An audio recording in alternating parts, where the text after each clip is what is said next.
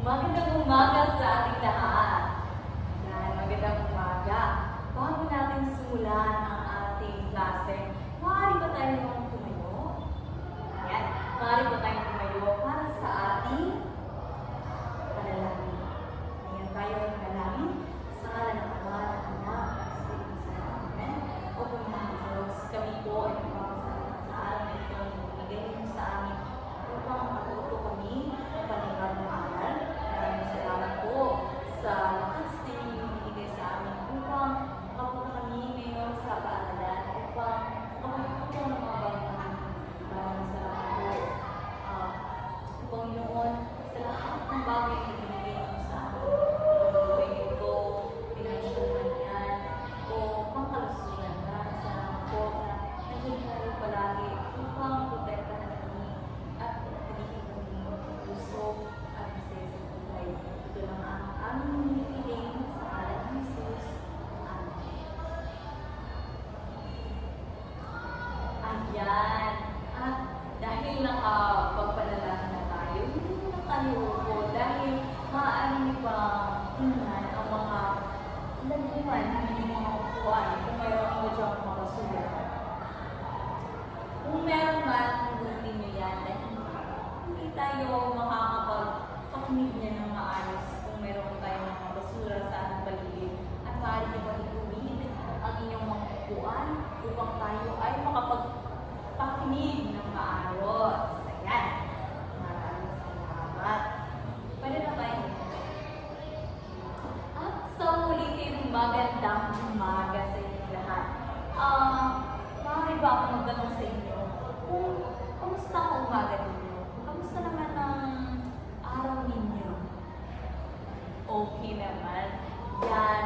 Napakagaan marinig na okay lang kayo sa araw na ito. Dahil okay kayo, alam kong gusto ninyo makarinig ng bagong aralin. Dahil na okay kayo ngayon. Yan. Wala namang ginugutom dyan, ginuguhaw. Yan.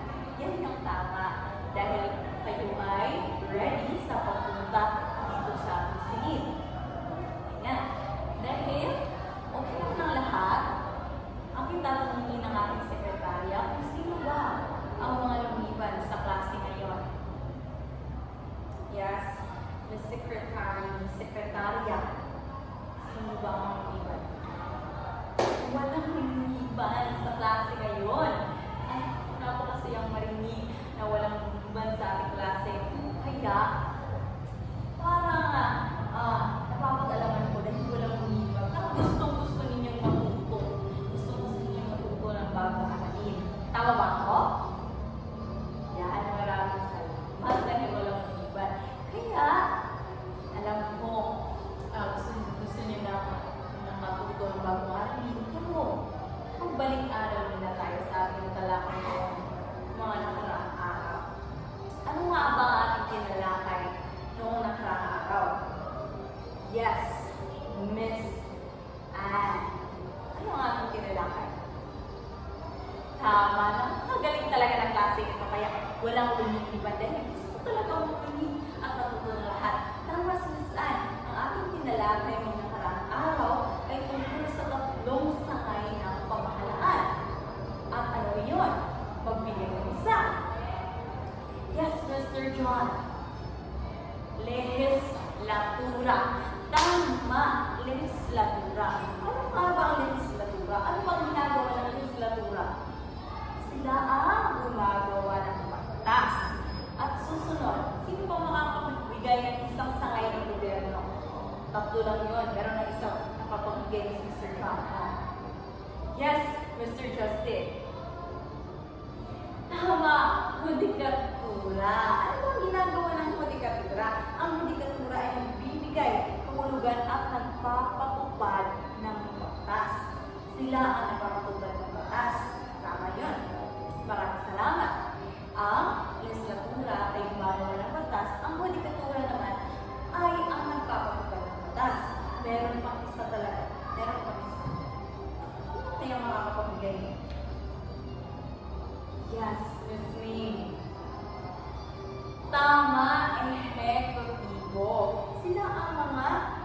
nagpapatupad ng batas na nagpapatakbo sa pamahalaan.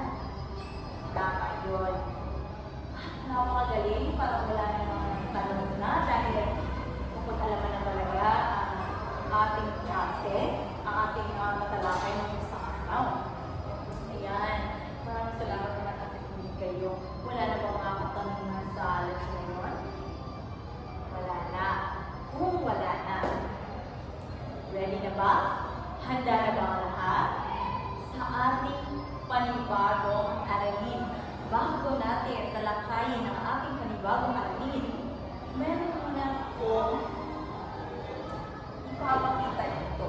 Dahil gusto kong ang ating klase ay maging maayos, maging matuwid, at walang gulo.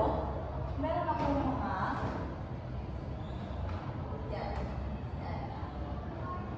meron akong mga tungkulin dito na kailangan natin kailangan natin sundin. Okay? Ito ang mga tungkulin sa silid-aralan. Una, makinig at sumunod sa guro. Hindi namin gusto yung mga estudyante pasaway. Kaya kung kaya nyo, makinig naman kayo at sumunod kayo sa amin dahil wala kami ibang kagustuhan, kundi ang makakapabuti sa inyo. Ang kalawa, panatilihin malinis at maayos ang silid-aralan. Hindi natin gusto na matuto tayo sa isang lugar na babaho at madumi. Kaya panatilihin natin malinis ang ating silid-aralan dahil ito ang ating pangalawang tahanan. At maging magalang sa lahat. Maging magalang tayo sa lahat, hindi lang sa klase natin mayaman, hindi lang sa klase natin Kristiyano, kundi sa lahat, maging magalang tayo sa isa't isa. Dahil para rin tayo ng pamilya ito. Pang-apat, iwasan ang anumang paguluhan. Hindi ko gusto yung mga may nag-aaway, may nagsusubukan. Kaya kung kaya naman, huwag naman tayo magpasimuno ng gulo o gumawa ng gulo. Dahil wala itong mabuting may gulo sa atin. Ang panghuli, maging aktibo sa lahat ng gawain. Dito sa ating klase, marami talaga tayong gagawin dito. Marami tayong mga aktibidad na kailangan ninyong kilahok. Kaya nandito kayo sa aking klase, kung kayo ay tumutuloy sa aking klase at estudyante ko kayo, kailangan talaga maging aktibo kayo sa lahat ng gawain. Dahil marami talaga mga aktibidad ang aking klase para kayo ay matuto, masiyahan din naman kasi alam ko naman na hindi lahat ng tao ay may gusto sa history or sa mga ganitong mga topic. Yan. At dahil may panibago tayong leksyon, sabi ko nga kanina, meron tayong paggaganyan. Ayan. At ito ang kanyang panahon. Hatiin ang klase sa dalawang pangkat. Bawat grupo ay mag-unahan sa pagsagot ng mga naihandang jumble words. Ang grupong nakakuha ng 3 puntos ay siyang panalo. Para hindi na tayo mahirapan, ito na lang ating unang pangkat at ikalawang pangkat. Ayan. So, handa na ba ang lahat? Ayan. Kayo ay mag-uunahan, pero walang mag-aaway, walang magtutulungan. Sabi, unang tatayo na grupo, sila yung sasagot. Ayan. Ito. Ang unang jumble word. Yes! Tama! Kailangan. Tama ang ating unang pangkat. Alam natin sila. Next jumble word. Yes, again, pangkatuan. Grabe ko na pangkatuan. Anong sagot dito? Yes, tama. Ang jumble word na ito, ang salita nito ay gusto. Meron pa tayong pangatlo, 5 salita ito. Huwag kayong mawalan pag-asa pangkat number 2. Ano ito? Yes, pangkat number 2. Salamat naman at nakasagot na kayo. Ano ito? Pagkain. Tama! Panggutom na talaga. Kasi ang pangkatuluto, yun talaga ang naitama nila. Panggutom na talaga sila. Meron pang dalawang mga salita. Kaya makakahabol pa ang ating pangkat number 2. Dito, ang pangkat number 1, meron na silang 2 puntos at 1 puntos sa ating pangkat 1. Ano ito? Yes! Pangkat 1. Ano yan? Yes! Lautan! Ang galing-galing talaga ng aking mga estudyante. No? Talagang naghihi-aktibo sila sa aking klase. Yan. Meron na tayong 2 puntos sa pangkat 2. Meron na din tayong 2 puntos sa pangkat 1. Sino kaya ang mananalo sa ating halo-halo game? Last. Ito ang panghuli. Sino kaya ang mananalo? Walang magtutulungan. Walang mag-aaway. Yes, pangkat 2. Ano yan? Tama! Material. Ang galing-galing talaga. Ang ating nanalo ngayon ay ang pangkat 2 at ang pangkat 1 naman. Binigay niyo naman ang inyong best. Kaya, very good pa rin sa'yo. Kaya ang pangkat 2, bigyan natin sila ng Genie Chakra Clap. 1, 2, 1, 2, 3. Very good, very good, very good. At dyan nagtatapos ang ating paggaganyak, ang ating larong halo-halo. Ayan, sa mga salita na aking binigay, ano bang napansin niyo doon? Parang meron talaga itong koneksyon sa bago nating leksyon na may makakaisip ba? Wala. Okay lang yan. Ang bago nating aralin ay kailangan at kagustuhan. Alam ko naman na kayo ay pamilyar sa anong kailangan at kagustuhan.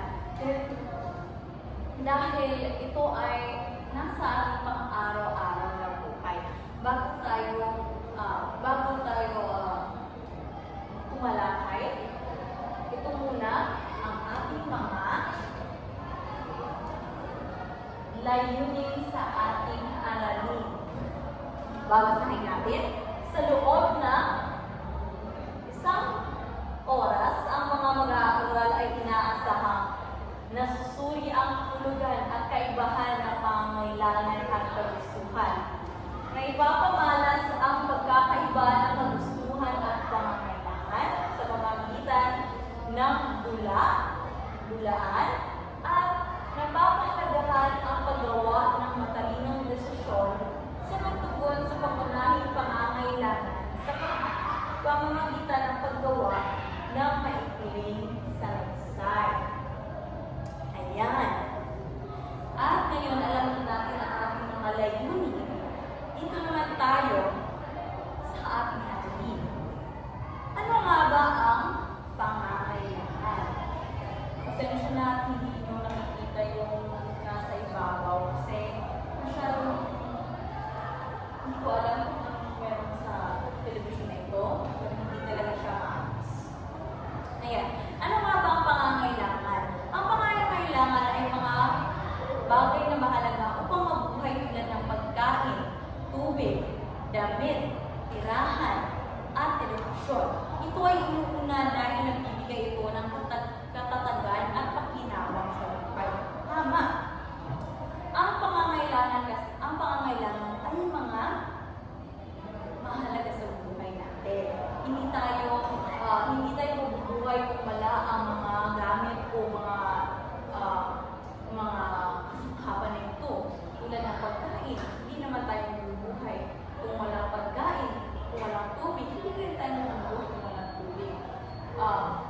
Ito ay nangangahuluga, pangangailangan ay talagang ito nga isa sa mga pundasyon kung bakit tayo buhay ngayon. Yan. Ang kagustuhan naman. Kagustuhan ay mga bagay na hindi kailangan upang mabuhay, ngunit nagbibigay ng kasiyahan at ginhawa tulad ng mamahaling gamit, pagkain, sa labas o bakasyon. Hindi ito dapat unahin dahil mabilis magbago at hindi palaging maganda. Okay, gustuhan. Ito yung mga wants natin. Ito yung mga hindi natin kailangan sa buhay. Pero ito yung mga gusto talaga natin para tayo ay maging masaya. Kasi meron din tayong mga kagustuhan, di ba? Na nagbibigay sa ating masaya. Tulad ng make-up. Tulad ng pagpapaganda ng buko. Tulad ng mga sapatos. Pero talaga tayong mga bagay na hindi natin kailangan para mabuhay. Pero kailangan natin sila maging masaya. Importante din naman maging masaya. Ngunit, dapat hindi natin ito unahin. Dapat hindi natin ito palagi unahin dahil kung palagi natin ito unahin, maaari tayong maging sa una. Dahil marami naman talagang mga tao na inuuna yung mga gustuhan nila at inuuna yung mga pangangailangan nila. Kaya nabawag sa utang at nagugutom na lamang. Kaya yan ang pakakatandaan ninyo. Balikan natin. Ang pangangailangan ay bagay na mahalaga upang mabuhay, habang ang kagustuhan ay mga bagay na hindi kailangan upang mabuhay, ngunit nagbibigay ng saya sa atin. Yan. Dito naman tayo sa mga salit ng pangangailangan at kagustuhan. Pasensya na talaga at hindi nyo makita. Hindi ko alam bakit. Kaya ito na lamang. Ibibigay ko lamang ito sa inyo mamaya. Mga salit na pangangailangan at kagustuhan. Habang lumilipas ang panahon, dumarami ang gusto ng tao, ngunit kaunti lamang ang tunay na kailangan. Ipinapakita nito na naapektuhan ng panahon, kultura at kapaligiran ang pagtukoy ng tao sa pangangailangan at kagustuhan. Ano nga ba ang mga bagay na nakaka-impluwensya sa pagtukoy kung alin ang pangangailangan? Yan. At dito natin makikita ang 6 na salit na pangangailangan at kagustuhan. Ang unang salit na pangangailangan o kagustuhan ay ang salit na personal. Ang salit na personal ay nakaka-apekto ang kultura, edad, kasarian, damdamin at nakagawian sa pagtukoy ng pangangailangan at kagustuhan. Magkaiba ang pangangailangan ng bawat tao depende sa reliyon, edad at paraan ng pamumuhay. Halimbawa, ang taong mahilig mag-jogging ay nangangailangan ng rubber shoes at damit pang-ehersisyo. Ito ay ang salit na pang-personal ay mga bagay na patungkol sa sarili mo. Sa edad, hindi naman tayo pare-pareho ng edad. Merong mga nasa senior citizen na ang pangangailangan talaga ay mga medikasyon para sa kanilang high blood, sa kanilang arthritis, at yung mga kabataan ay iba din ang pangangailangan tulad ng mga bagong damit, bagong cellphone. Kaya hindi talaga natin masasabi na lahat ng tao ay may pare-pareho pangangailangan. Yan. At meron din tayong kasarian. Dahil meron tayong mga kasarian na babae o lalaki o ano man yan. Iba rin tayo ng pangangailangan dahil sa mga kilala ko babae, ang kanilang pangangailangan talaga ay para sa pangmaganda, tulad ng mga make-up, tulad ng pag-shopping ng bagong damit. Habang yung mga lalaki naman ay iba naman yung pangangailangan nila tulad ng mga hearts na motor o kaya ay rubber shoes. Kaya yan. Sa madaling sabi, kung ano ka, ganun din ang nagbabago sa iyong pangangailangan at maraming nakaka-apekto ito. Tulad ng tulad na iyong kultura, edad, kasarian, damdamin,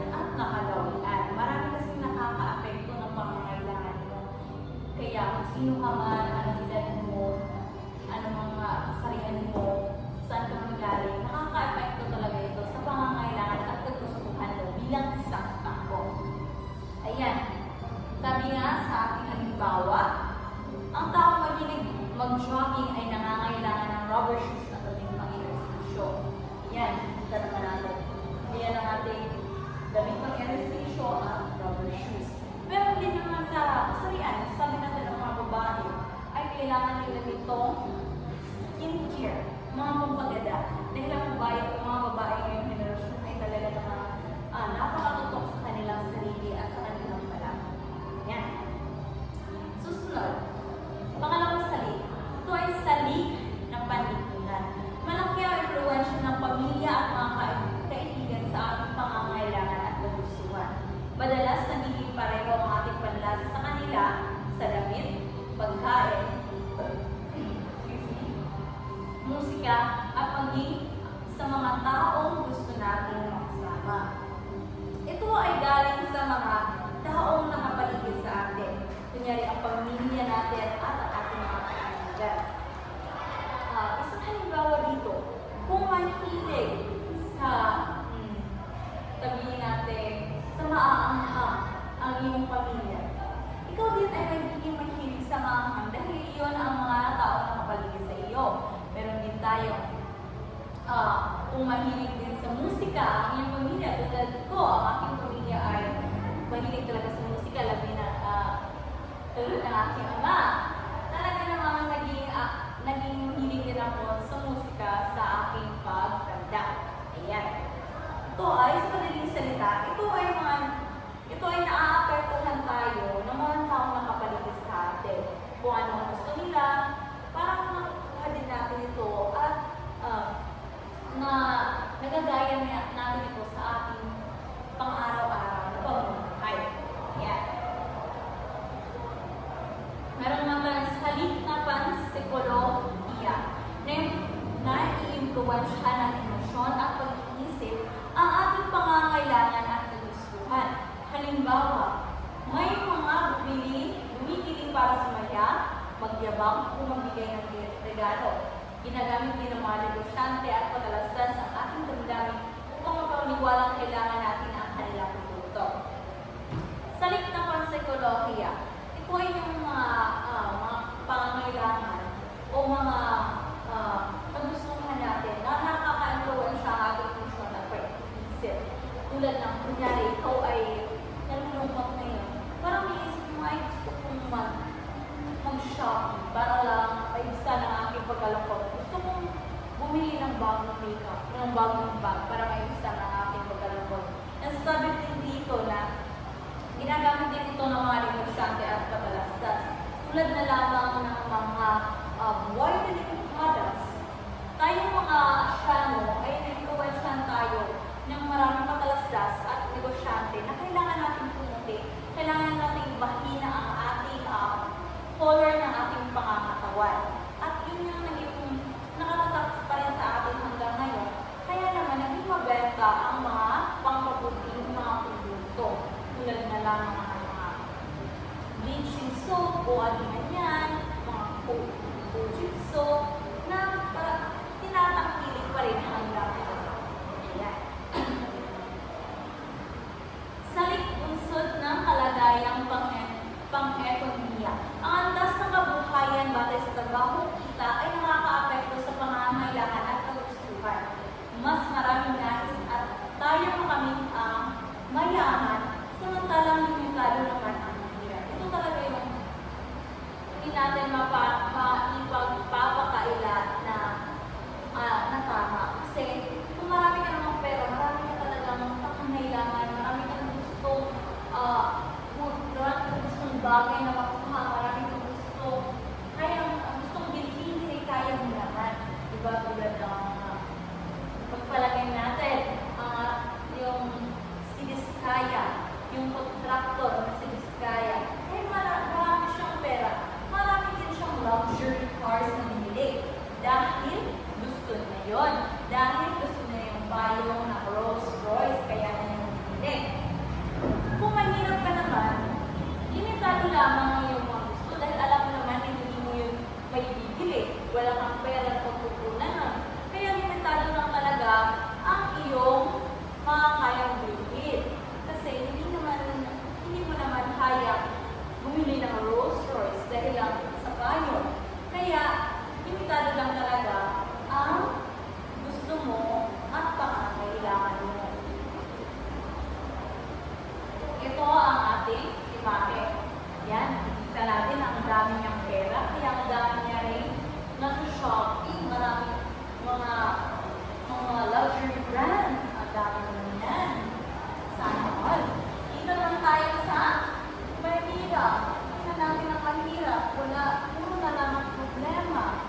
na may bayad sa kuryente, hindi na tayo makabili ng bagong damit dahil maraming pangangailangan na kailangan namin. Kapag itong mga yayaman, marami silang mga kailangan na gusto nila habang tayo. Kaya mayroon naman tayong mga kagustuhan, hindi natin ito makatupad at mahirap naman tayo. Hindi tayo kontraktor tulad ni Biskaya. Ayan. Ayan, dito na tayo sa salik-bunsod ng pagpapahalagang pangkapaligiran. Magkaiba ang pagpapahalaga ng tao sa kalikasan. May mga kapag malasakit at may mga kapag walang bahala. Halimbawa, ang iba ay hindi gumigamit ng plastic o bumibili ng produktong wala animal plastic bilang pagpapakita ng malasakit sa kapaligiran. Ito ay tungkol sa kalagayan sa ito ay tungkol sa pagpapahalaga sa kalikasan. Meron kasi mga tao talaga na iniisip nila yung kapakanan ng ating planeta. Isang halimbawa niyan ay hindi ko gustong bumili ng mga bagay na nag-animal testing dahil ako isang tao na napapamahal talaga sa mga tao. At sa example ito ay ang ating paaralan na actually mag-design college. Kasi iniisip nila ang ating kapaligiran kaya sila hindi pa nakikilig sa mga pagkain ng plastic, sa mga inumin ng plastic. Kaya naman, ang halimbawa nito talaga ay ang ating paaralan. Meron din naman mga tao na hindi talaga gusto ng plastic pag bumibili. Sanadyan yung mga tao na nagdadala talaga ng kanilang grocery bag sa grocery para lamang makunan yung mga plastic na ibibigay natin sa ating karagatan, sa ating mundo bawat taon. Ayan. Salik pangpolitika. Ang mga batas at patakaran ng pamahalaan ay nakakaapekto sa pangangailangan at kagustuhan ng mamamayan. Ito ang nagtatakda ng mga produktong maaaring bukin, presyo ng bilihin at interes sa pag-utang na may impluwensya sa kakayahang makabili. Ito ay patungkol naman sa pamahalaan. Ang pamahalaan ay nakaka-apekto sa ating pangangailangan. Tulad na lamang sa issue ngayon na tax sa mga digital platforms, sabihin natin Netflix, ngayon, hindi na natin masasabi na ang Netflix, ang pagpanood sa Netflix ay mura dahil tinatawag ito ng malaking tax or VAT ng ating gobyerno. Kaya, hindi natin maraming mga Pilipino hindi na kagustuhan pa ang kumuha ng Netflix. Isa din halimbawa ay ang pagtaas ng ating gasolina dahil sa kaguluhan sa Ukraine at Russia. Naapektuhan din ating pamahalaan ito dahil sila rin ay nagpapatong na sasaktan sila sa laki ng tax ng gasolina. Kaya, ito yung halimbawa. Ano problema talaga siya? Kasi mataas yung tax, talag-ibot natin tax, ito tax, ganyan tax. Hindi na naman nakakatunan talaga na yung pangangailangan natin sa araw-araw. Kaya nagkakaroon ng inflation na rin ngayon. Dami inflation ngayon sa lahat ng bagay, inflation talaga ngayon. Kaya naman ginagawa ang gobyerno upang matugunan ito tulad na sa ating bigas. Yan. At dito naman tayo sa teoryang pangangailangan. Ang pagpunawa sa pangangailangan ng tao ay saklaw ng psikolohiya. Sinusuri nito kung paano nagkakaroon ng motibasyon ang tao upang kumilos kung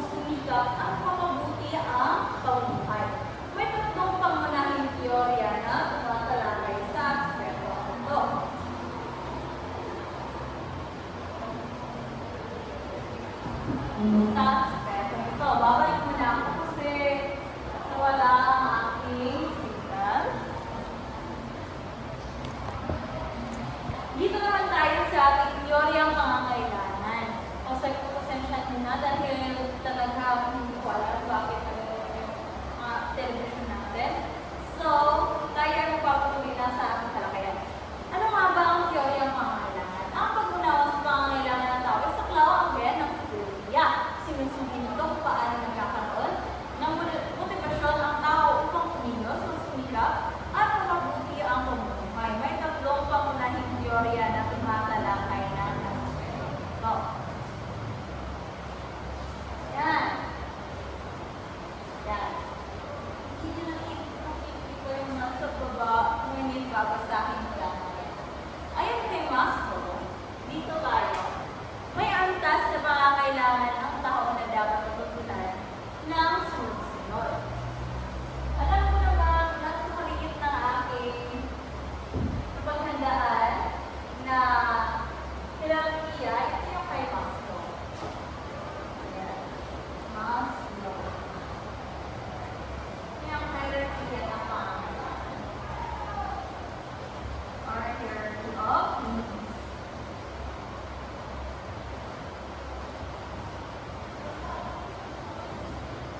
Yan. Ang unang-una natin dyan na nakalagay ay physiological. Ang physiological ay nandito. Sa baba. Ito, pula. Yan yung physiological na pangangailangan. Ang physiological na wala pa yung nangailangan, hindi yan siya sa baba. Eh, sinasabi niya, ang physiological na pangangailangan, ang pangunahing pangangailangan natin tulad ng pagkain, food, tubig, tahanan, damit, at tulog. Kaya ito nasa baba. Kaya sabi, ang pang-kay Maslow, ito ay hindi naman nakakataas sa pangangailangan ng tao dahil ito ay nakukuha namin o nakakaya lang natin kunin sa pangarap ng tao. Ito ay mababa lang. Ang pangalawa naman ay pangkaligtasan. Seguridad sa kalusugan ang pinatumasan. Ang kaligtasan naman ay nandito siya.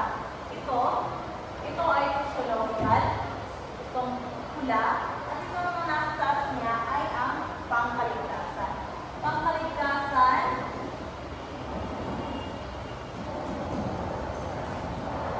sa pamumuhay.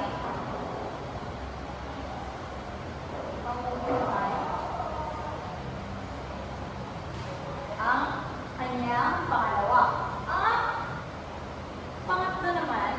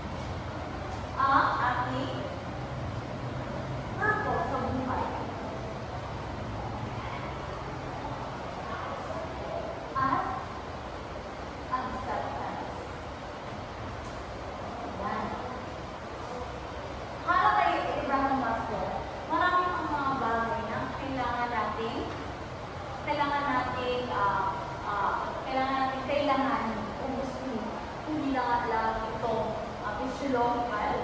Meron din tayong mga pangangailangan ng mataas na nito tulad ng love and belonging o pagmamahal at ang ating gustuhan na mamahal na isang tao. Meron din tayo sa self-esteem at self-validation. Susunod, ang Peoria ERG. Ito naman ang Peoria ERG. Nasa tingin ba? Alam ko hindi nyo makakita attention talaga dahil hindi siya paghandaan na ERG. Ito ang Peoria ERG. Ang Peoria ERG ay pinaiting version ng kay Maslow na may tatlong antas lamang. Ang kay Maslow ay meron siyang isa, dalawa, tatlo, apat, limang antas. Ito ay mayroong limang antas. Ngunit dito, mayroon lamang siyang tatlo. Isa, dalawa, at tatlo. Ang una, mabuhay resistance. Ito ay tumutukoy sa physiological at pangkaligtasang pangangailangan. Dito kay Maslow, makikita natin itong dalawa sa hulihan na pangangin. Itong dalawa. Itong dalawang safety and security, physiological needs. Ito daw, para kay Alderfer, ito daw ay ang existence needs or ang mabuhay. Ilisan niya ito sa Peoria ni Maslow na physiological at kaligtasan. Pangalawa, meron tayong makisalamuha or relatedness. Ang pangangailangan ng panlipunan o pagkikipagtibayan. Meron tayong pangangailangan na mahalin at kailangan na mapangalagaan o makaisa sa isang lipunan. At dito naman yan makikita.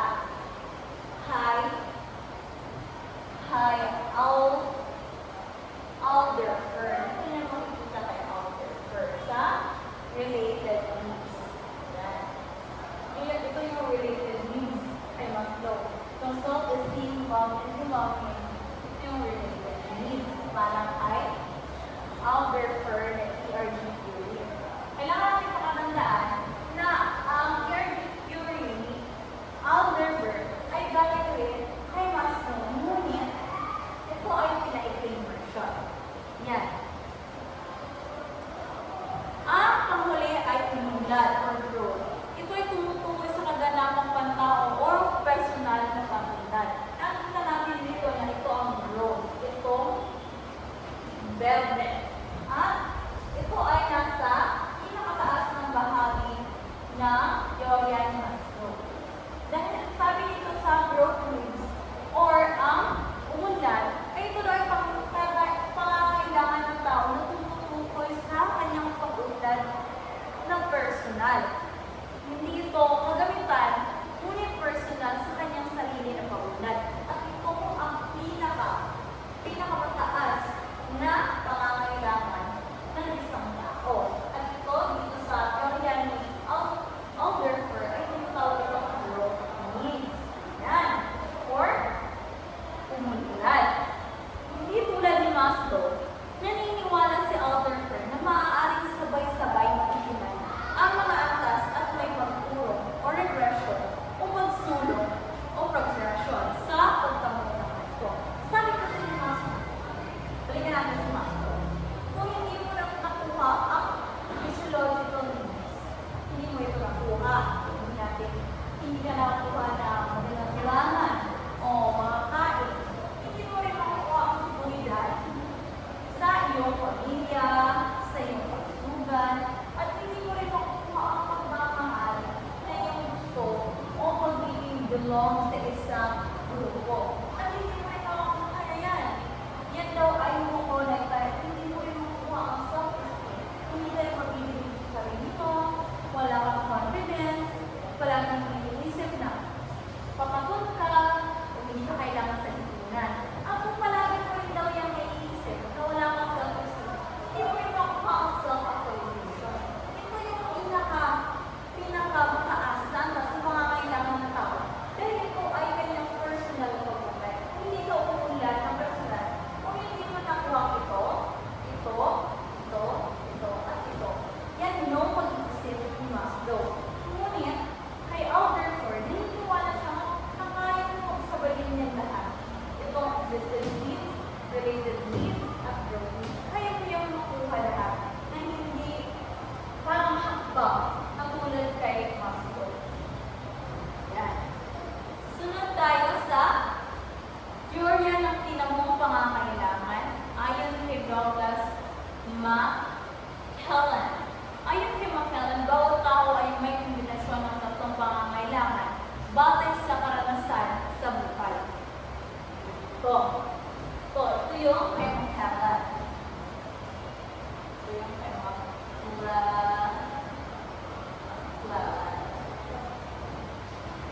teorya ni Maclellan. Sabi ni Maclellan, bawat tao ay may kombinasyon ng tatlong pangangailangan batay sa karanasan sa buhay. Una dyan ay mapagtagumpayan or the need for achievement. At ito yung need for achievement natin. Ito siya makikita sa taas na parte ng Venn diagram. Ito ay pagtanais na makamit ang tagumpay at patunayan ang kakayahan. Ito daw ay ang kagustuhan mo makamit ang tagumpay. Ang tagumpay.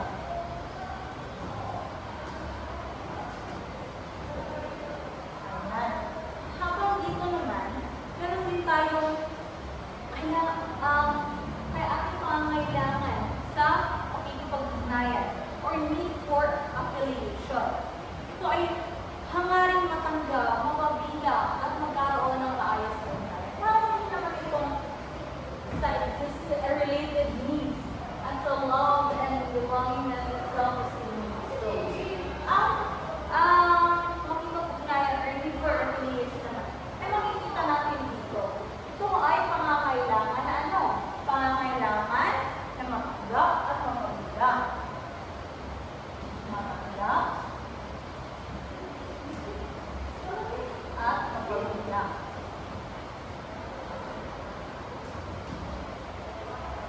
Ayan. Ang pinakahuling pangangailangan daw, ayon kay Douglas, ay maging influential sa lahat ng pangangailangan. Pagkatapos ng matamo ang dalawang pangangailangan, ang pangangailangan ko ngayon ay ang maging influential or ang need for power. Ito daw ay kagustuhan magkaroon ng kapangyarihan alinman sa pansarili o para sa kapakanan ng iba. Dito na mapasok yung sarili natin. Gusto o power. Ayan. Ngayon, meron din naman tayo, hindi na natin sinasabi, pero meron din naman tayong kagustuhan na maging influential sa tao. Pwede din naman para sa sarili natin, pero pwede din naman para sa iba. At yan ang tatlong teorya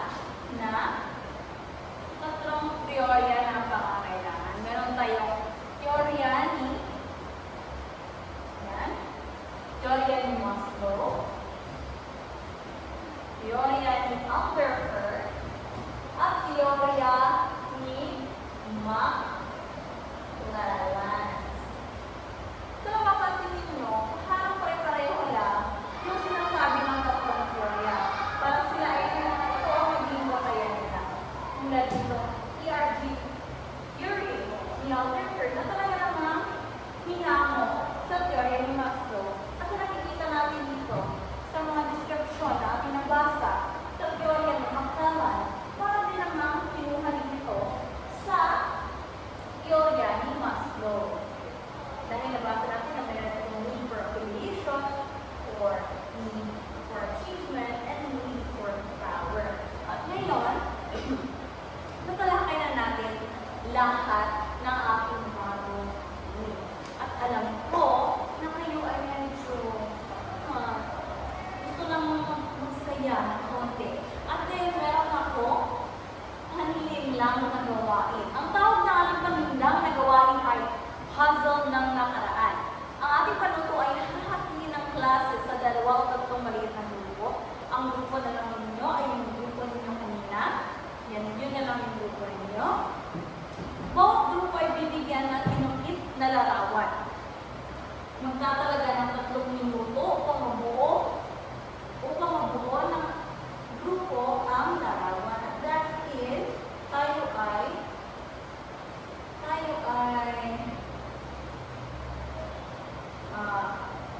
nagbabatigil sa oras, bibigyan ko lamang kayo ng 3 minuto para ayusin at buuin ang aking bibigay ng mga larawan. Napakadali lamang nito. Yan, yung 2 minuto natin. Pagkatapos mo, humingi ng isang miyembro na uulat ng iyong nabularawan at sasagot ng ating mga gabay na tanong. Yan. Ito yung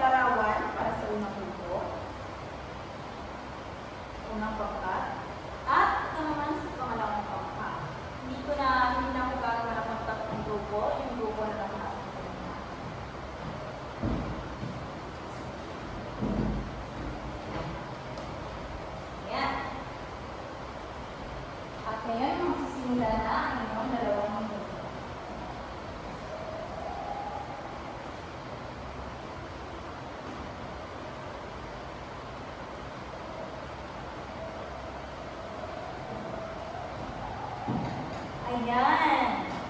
Tapos na ang ating oras. At ngayon naman, maraming salamat sa mga nagbahagi ng kanilang buong larawan. At maraming salamat din sa pagsagot ng ating gabay na tanong. Kung ano ba ang pinapakita ng larawan, gabay ng pangailangan ng paggustuhan, paliwanag, at bakit ba ito mahalaga sa ating araw-araw na pagkakas.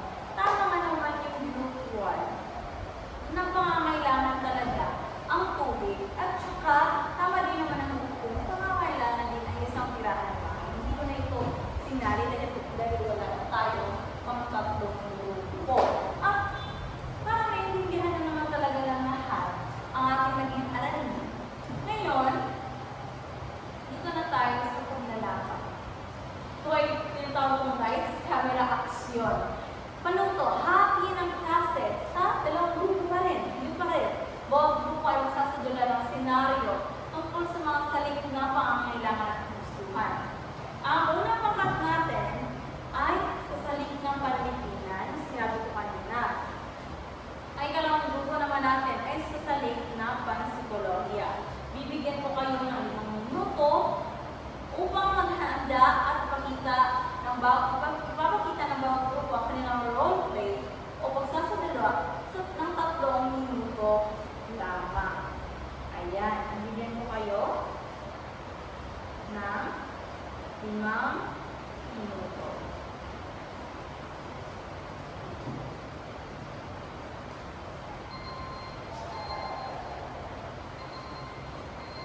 Ayan, at ito ang inyong pamantayan o rubric sa inyong gagawin na dula. Ayan. At napakagaling naman talaga ng ating mga grupo sa kanilang ipinakitang dula. At alam ko namang nalaman na talaga ninyo base sa inyong mga pinakitang dula kung paano o ano ang ating naging aralin sa araw ito. At dahil alam ko na tutulog ko na itong mga gamit. Dahil alam ko na talagang natutunan na ninyo ang inyong aralin. Yan. Ngayon naman, tayo ay magtataya. Ako ay magbibigay ng pagtataya. Ito ay maraming pagpipilian lamang. Kumuha ng isang buong papel, basahin ng mabuti ang bawat tanong, piliin ang tamang sagot sa pagpipilian. Isulat ang titik ng tamang sagot sa papel. Bibigyan ko kayo ng 10 minuto para kayo ay 10 segundo para kayo kumuha ng inyong mga papel at maging handa sa ating pagtataya.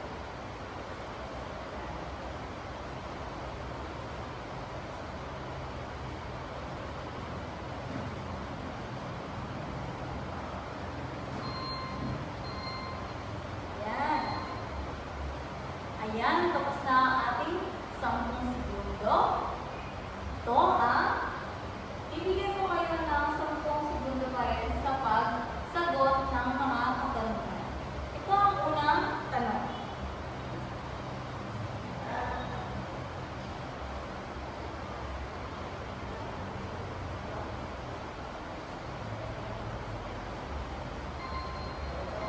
Ayan.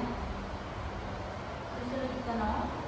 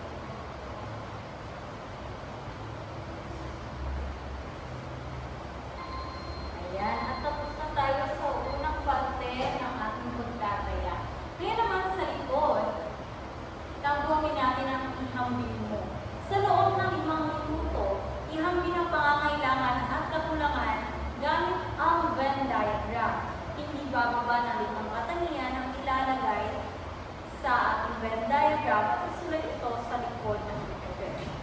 Bibigyan ko kayo ng 5 minuto upang sagutin, at ito pala ang Venn diagram, hindi nyo nalalaman.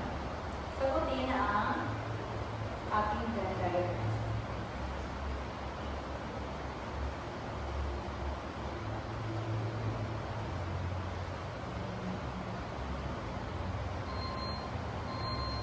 Yan. Inaasahan kong tapos na ang lahat. At tayo ay ano? Atin na i-check ang ating mga papel. At yan. Tama. Yan. Ang kasagutan sa unang numero, alin sa mga sumusunod ang pinakamainam na kahulugan ng pangangailangan? A. Mga bagay na gusto lamang ng tao. B. Mga bagay na mahalaga upang mabuhay. C. Mga bagay na nagbibigay ng saya lamang. D. Mga bagay na nakasanayan ng tao. Ang sagot sa ating unang katanungan ay B. Yan. Pangalawang tanong, ang pagkakaroon ng bagong cellphone kahit maayos ba ang luma ay halimbawa ng A. Pangangailangan. B. Kagustuhan. C. Physiological na pangangailangan. D. Pangkaligtasang pangangailangan. Ang kasagutan natin ay B. Kagustuhan. Pangatlo, ayon kay Abraham Maslow, alin sa mga sumusunod ang pinakamataas na antas sa pangangailangan? A. Pangkaligtasan. B. Belongingness. C. Esteem. Or D. Self-actualization. Ang kasagutan ay letter D. Pang-apat na tanong, sa teoryang ERG ni Alderfer, alin sa mga antas ang tumutukoy sa pangangailangan ng makikipag-ugnayan? A. Existence. B. Relatedness. C. Draw. D. Security. Ang kasagutan ay letter B. Relatedness. Ayon kay McClelland, ang kagustuhang may maka-influensya sa iba ay tinatawag na A. Need for achievement. B. Need for affiliation. C. Need for power. D. Need for growth. Ang kasagutan ay letter C. Sa ating Venn diagram naman ay ako na lamang ang mag-check na ninyo na nasagot sa ating Venn diagram. At ngayon, sino ang nakakuha ng 4? Ay 5. Yan. 4. Ayan, marami pa rin. 3.